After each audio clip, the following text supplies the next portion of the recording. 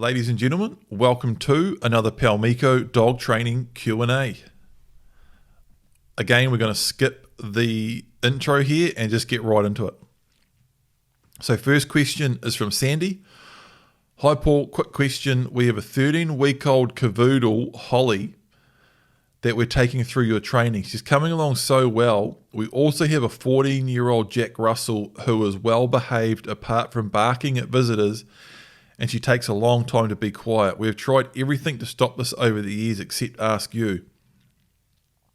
We are not wanting Holly to pick up her bad habits. Any suggestions? Yeah, that's hard. A 14-year-old Jack Russell that barks at visitors and she takes a long time to be quiet. I'm guessing it's it's seriously ingrained. And some of that stuff can be really hard to get on top of. But if you don't, your new dog could seriously pick that up, and then the whole thing starts all over again. So, it really comes like any training. If you're having a serious problem like this, even with an older dog, it can be, it's important that the older dog is well trained too, or at least you get on top of this issue. And, usually with things like this, an older dog barking every time someone turns up, that's usually a symptom or a product of the overall setup. And, so it's really a matter of starting training all over again. Can you start doing all the same training with the 14-year-old Jack Russell? And I asked that as a question, but you definitely can. We've had people with our training use our training videos on 10, 12-year-old dogs.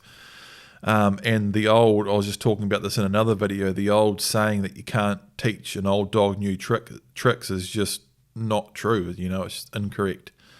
And this is a classic example of why it's important to train an older dog and teach an old dog new tricks. Straight away for me, when I'm thinking of an older dog that's barking every time someone turns up, I'm just straight away thinking, I've got to get that dog in a crate and in another area or away from it. And a lot of that barking when people turn up is a product of a dog not being in a crate. I'd love to know if that older dog has been in a crate, has been crated, or it's just a house pet that's just been all over the show the whole time. And when a dog is just never really crated, it's just a house dog that just cruises around, does what it wants. And if there's no real control, if you had a mat that you could say, get on your mat, sit over there and just be quiet, you'd have a much better chance of teaching that older dog to stop barking while people turn up. If you couldn't handle that yet, I would put it in a crate, and if it doesn't want to go in a crate, then you've got to train that first. And you would do that following all the principles that we use with the crate training in the Paumiko Dog Guide.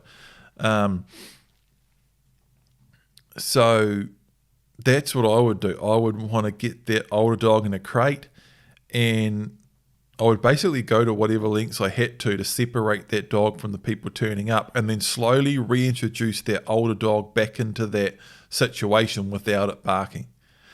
And so if I had an older dog that was, so let's say I rehomed your dog. If I took your dog into my home, it moved in, it was my pet, it settled down, everything was going great, and then my friend turned up a week in and it started barking, going absolutely nuts, and no matter what I said to it, it wouldn't stop. It was just completely out of control. I would put it in a crate and put it right in the back room. And the dog would still hear that someone's turning up. I think it'd be way less likely to bark in that separated environment. And if it did bark in that separated environment in a crate, now I'm dealing with barking in a crate. To me, that's how I would look at it, and that's how I would train it. I'm dealing with a dog that barks in the crate, not a dog that's barking at people turning up. And I'll address that, get the dog quiet in the crate. that's a whole nother story on its own. But that's what I would do. I would get that. First of all, I would definitely want to address it, and I definitely wouldn't want your new dog picking it up, and that's where I'd start with a crate and separating the older dog. If you get really stuck with crate training or anything like that, ask the question. There's a lot on that in the Paumiko Dog Guide. But yeah, don't be shy to send us a message, ask a question on the next Q&A. We'll definitely be getting to the next Paumiko Q&A a lot faster than we have this one. It's been way too long. Ray, I'm wondering what your view on toys are for the dog. We don't have a buddy for ours, and he plays with his toys a lot, but I can see how this could cause bad habits to form. Yeah, and we talk about that in the Paumiko Dog Guide, and while we do things like retrieve training in the Paumiko Dog Guide, so we've got that as a game that we can play with our dog, but we do it in a way where it's constructive and it's not teaching any bad habits.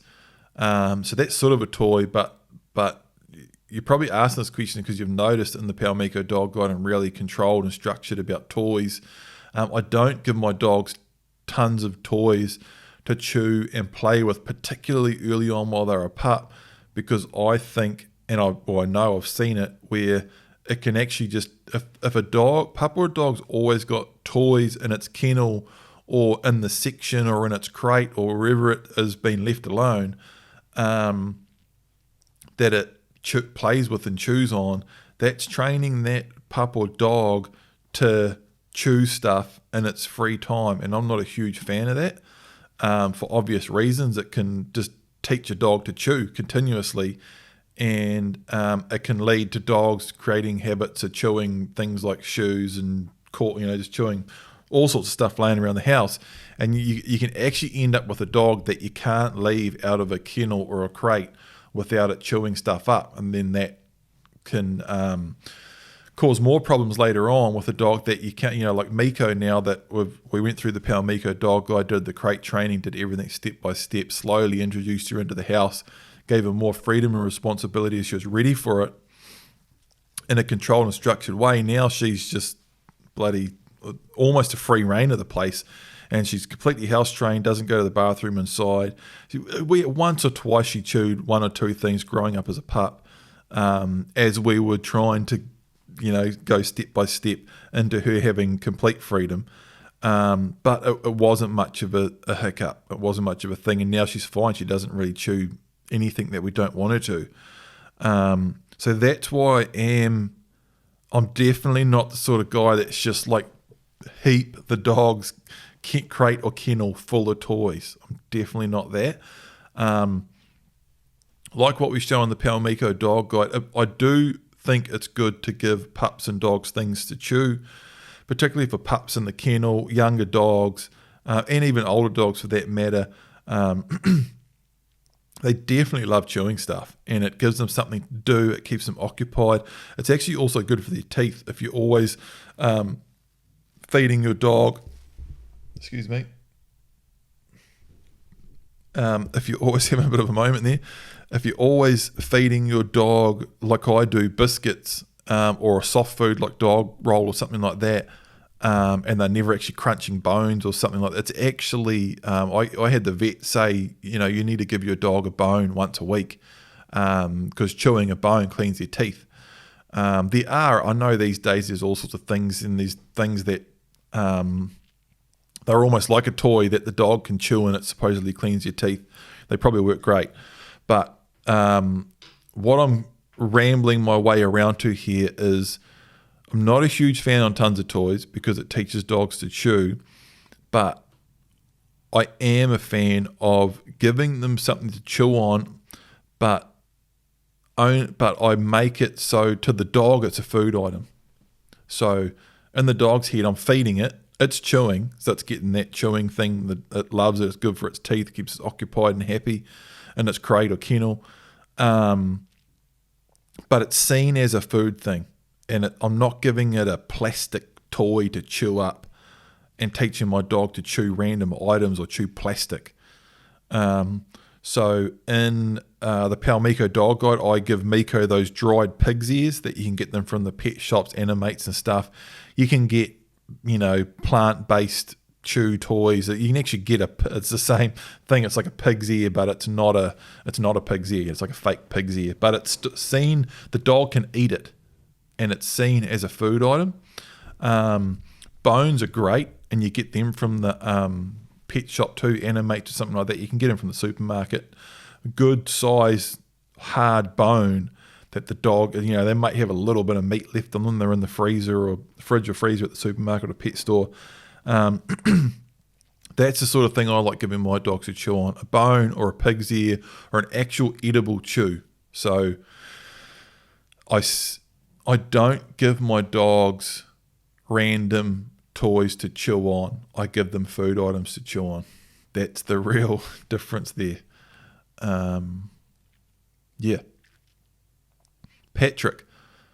G'day, Paul. Couple of questions, if that's okay. Yep, that's fine.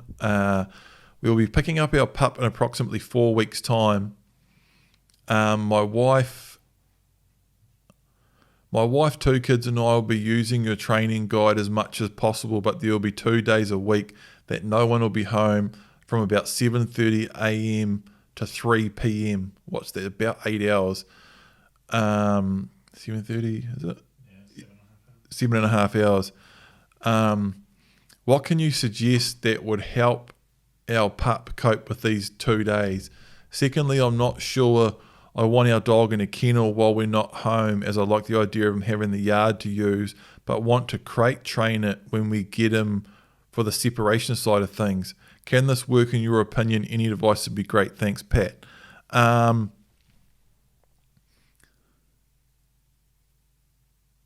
So 7.5 hours isn't too long for a pup or a dog to be in a crate, in a kennel. That's why kennels are so good. A crate, a pup's probably, and not even necessarily, once a pup's properly crate trained, and when pups are really young, they go to the bathroom a lot more often, and it can be more difficult. But still, like in the case of Miko and the Paumiko dog guide, if you do everything properly, the dog's food is on point. It's not getting lots of random different food items that are making its digestion irregular, and it's getting plenty of exercise, and it's getting plenty of opportunities to go to the bathroom before it gets put in the crate for the night. A young pup can do 7 or 8 hours in a crate without going to the bathroom, and 7.5 hours isn't too bad. Once you start going much over that, once you start going over 8 hours, getting up towards 9 or 10, it starts getting pretty difficult. 10 or 12, even an older dog will start going. But in my experience, 7 or 8 hours is generally okay, provided everything's done right and provided you've set that groundwork up first. But in this situation, when you are doing those longer time periods, a kennel and run's perfect, because the dog's locked up, can't get into any trouble, can't chew anything up, can't dig any holes, and if it really needs to go, it can go in the run. It's got its run there, it's got its box there, and that's the whole idea of the whole thing, That would be an ideal scenario, in my opinion, in this situation. Giving the dog the whole yard. You're picking up a pup, so it's going to be a young pup. Depending what your section's like, the fencing with a young pup has to be like ridiculously good, because they're so small and they dig and scratch and wriggle through the tiniest little gap. It's actually really difficult to have a properly puppy-proof section. It really is. So that would be one massive word of warning, would be, and it happens way too often, as people's pups get out and they get run over and, stupid stuff happens. So that's one thing that comes to mind there. Another thing that comes to mind is just, and it's damn near, if you leave a pup or a dog, it's very rare that you leave, especially a pup, even if you do have a properly dog-proof section, And there's two ways of looking at a dog-proof section. There's one is that it's dog-proof as in the dog can't get out. But a proper dog-proof section or a dog-proof area is an area or a section that a dog can't get out of. It also can't dig a hole, and it also can't chew anything up. So what that, that there's no pot plants, there's no, ornaments and kids' toys, and I've seen dogs start to eat the veranda. I have, man. They'll just start eating wooden planks, And that's why a proper kennel is so important. That's, like those kennels that you see me using in the Paumiko dog guide is it's all galvanized steel, and the wooden floorboards, the dog can't get its teeth around it. The gap in between the boards is small enough, and the gap all the way around the outside. The dog there's wood on the inside of the kennel. And sometimes actually there's a couple of bits of wood on the inside of those kennels that the dogs can just chew a little bit and chew the corner off. Usually if you put pups in them, they'll chew it till those corners are chewed off and then stop. Around the front where they really could chew it, the tin wraps right around that, so they can't even do that. So that's it. And if you leave a pup in an area where it can dig a hole and where it can chew, 99 times every now and again, someone say, "Oh, I left my pup in the section, it's fine." Well, that's fantastic, but if we tell everyone to do that, what's going to happen? And if everyone does that, the vast majority of people run into serious issues. If you leave the vast majority of pups or dogs in a section where they can dig holes and chew stuff, they'll dig holes and chew stuff. And if they dig holes and chew stuff, then digging holes and chewing stuff becomes a habit. And you end up with a dog that you can't leave outside of a crate or kennel unattended, or they dig holes and chew stuff. If right from the start you kennel and crate a pup properly, and as in the last question, you don't continually load truckloads of toys and plastic stuff and bits and pieces for it to chew and destroy, so it learns to chew and destroy stuff in its kennel.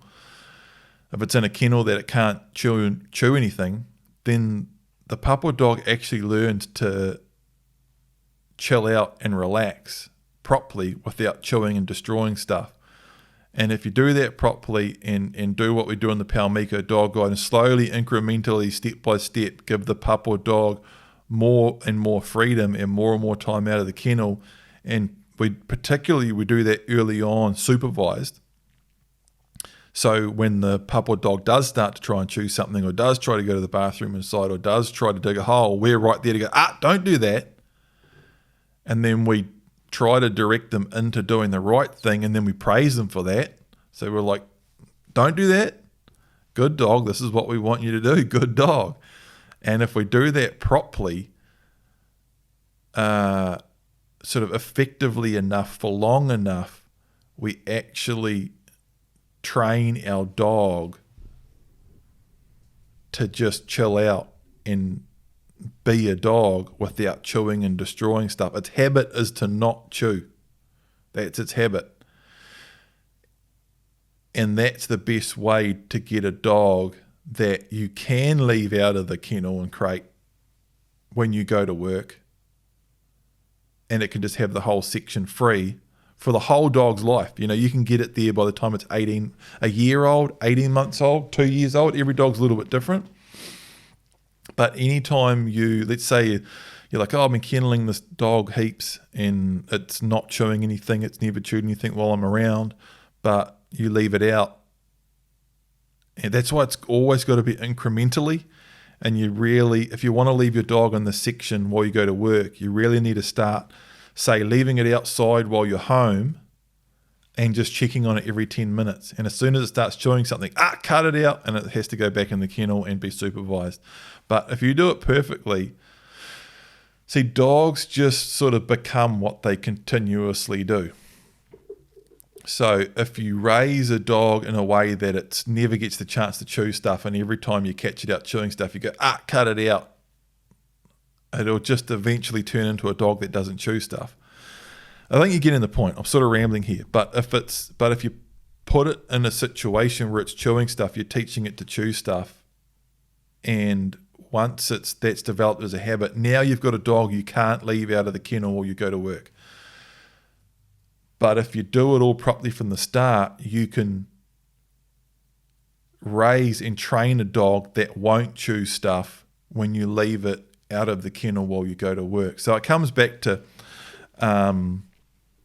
freedom and responsibility in putting in the work early on so the dog can lead a good life. If you don't put in that work early on, the dog develops bad habits, and the dog suffers for life because now you can't leave it out of the kennel because it just destroys stuff. So that's my take on that. That's quite important, that one.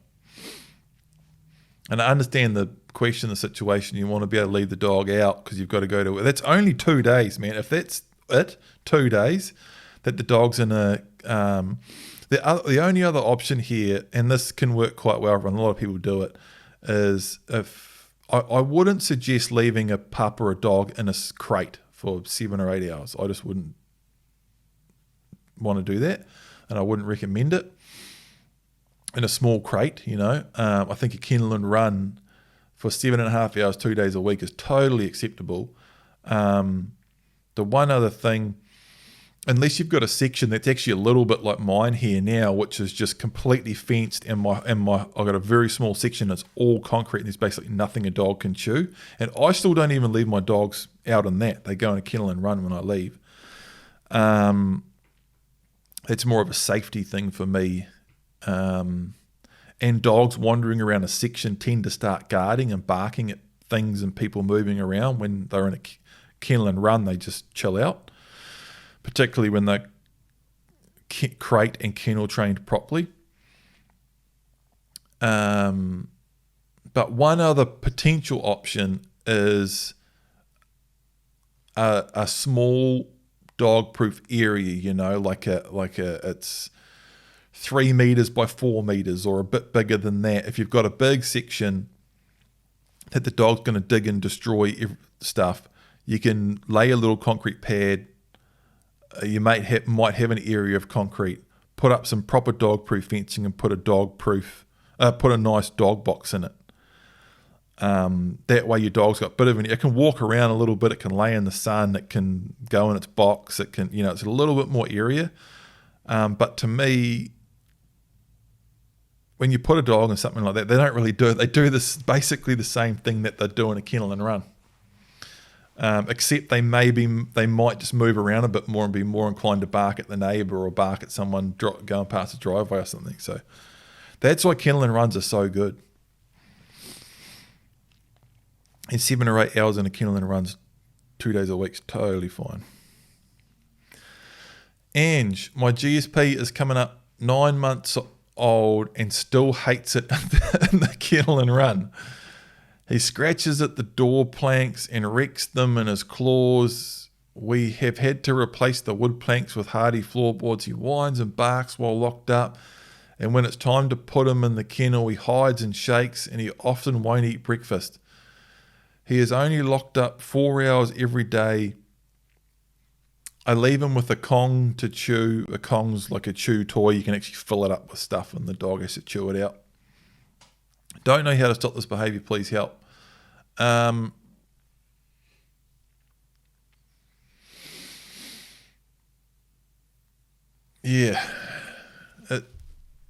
It's hard because if you've done everything that's in the Paumiko Dog Guide, you really shouldn't be having these problems. And you've got the crate training and you got the crate training in the Paumiko Dog Guide. That's really important to do properly. And if you get him real good in a crate and then slowly move him away from you in the crate, put the crate just outside like we do in the Paumiko Dog Guide, and then slowly get it around the corner and then put the crate in the kennel, and you do it for really short times and you wear the dog right out. And if he does start barking or whining in the crate, you put, hey, bang your foot. No, do all that stuff. You shouldn't. To me, you really shouldn't be in that situation. And he's saying, and he hides in his indoor crate when it's time to lock him in his kennel. This morning I went to pull him out and he started peeing everywhere. Yeah, so he's that sort of peeing everywhere and hiding and shaking and all that sort of stuff. It's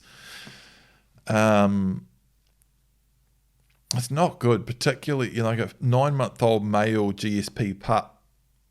Depending how you sort of relate to him and how you treat him, he should be a pretty boisterous sort of a dude, male GSPs are usually pretty full on, but if you baby them too much, they can just turn into absolute sooks too.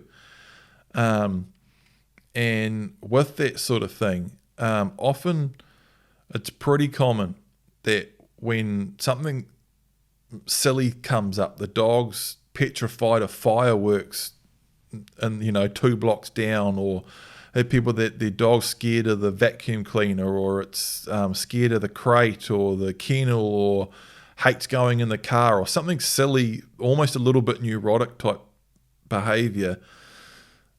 It comes back to that principle of pressure and praise, and putting pressure on what you don't want and praise on what you do want.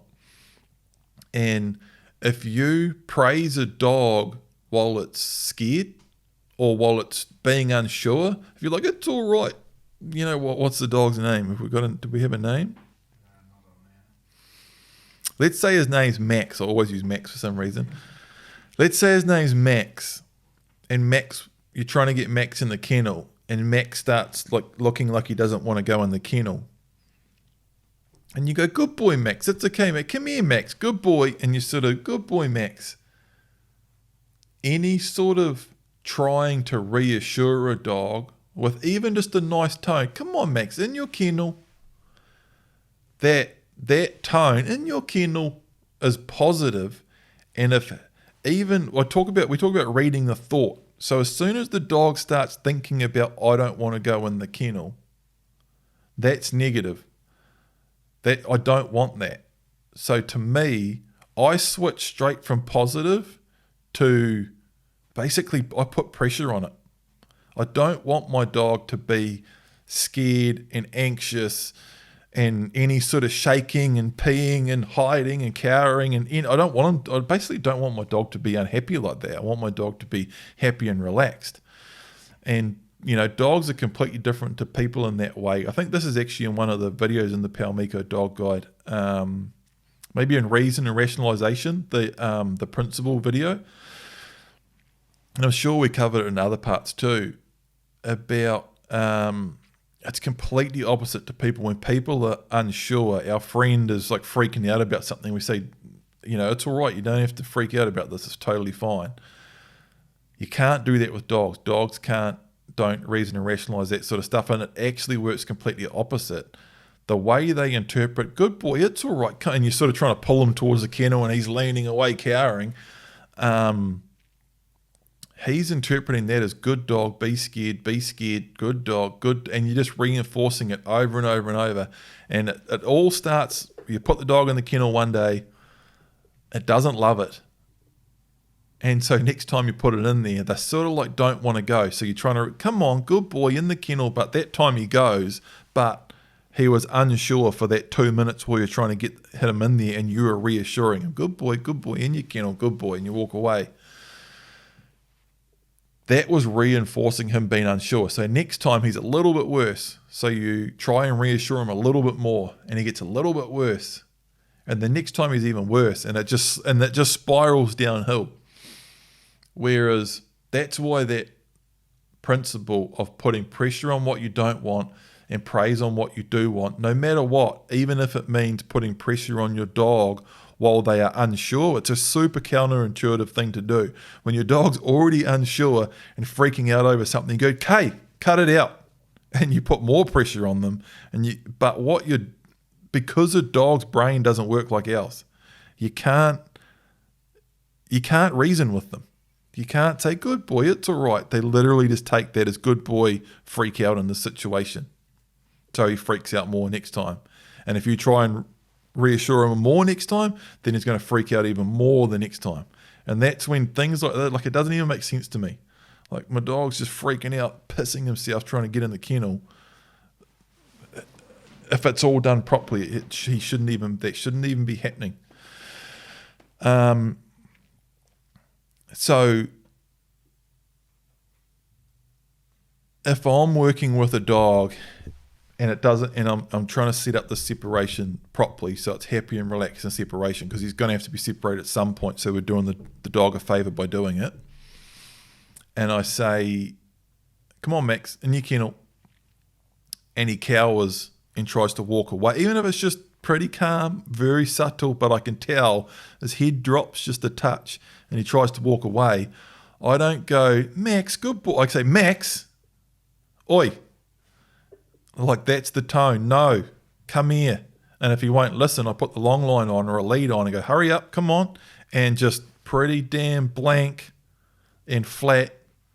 Come on, get in.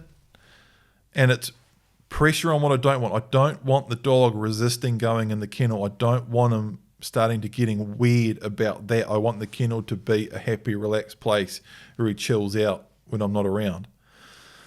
So while the dog's happy and unhappy and unrelaxed and getting anxious, it's pressure on. No, come here, hurry up, get in your kennel. As soon as the dog's in the kennel, all that pressure comes, good boy, leash off, and I just close the kennel and walk away. If he starts whining, hey, pressure comes back on, because I don't want him doing that. If I turn around, if he stops, good boy. Turn around to walk away, he starts to bark in. Hey, Max, no barking in the kennel. Okay. And I walk away and he's quiet for 10 minutes. Then I come out and let him out. And then we build from there. Have I talked about this in a Paumiko QnA? I think I have. I think so. Yeah.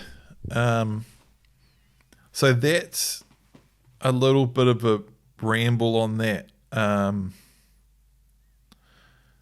Yeah, you can have a double check on that. But if that doesn't make sense, or if you're still like, nah, because I've tried this because of that and it's still not going to work or something, let us know and I'll elaborate on that. But I won't keep rambling on about it at the moment. I think that's it. Yeah, that's it. So again, I know I've taken ages to get to this. It's kind of ridiculous, but COVID lockdown and stuff, it's been a little bit crazy and a little bit all over the place, and we've sort of been in catch-up mode since we've been out of lockdown. So, but we're pretty well sorted now. We've had more people signing up to Paumiko. We've had a few people, sending in photos and tagging us and stuff now, which is pretty cool. So we definitely welcome more questions and getting the ball rolling more on the Paumiko side of things. And if you're training, you got a cool dog or whatever, send us in some photos. It's cool for Instagram and Facebook. And that's about it. If you want to find out more about Paumiko Dog Guide, Paumiko Dog Training, PaumikoDogTraining.com, Paumiko Dog Training on Facebook, Instagram, and YouTube. And actually, that's what I forgot to say on the last one. If you're listening to this or watching this on Facebook or YouTube, you can listen to the audio of all these Q&As on the Paul Michaels podcast, available on all the good podcast apps. Thanks, everybody. I'll see you later.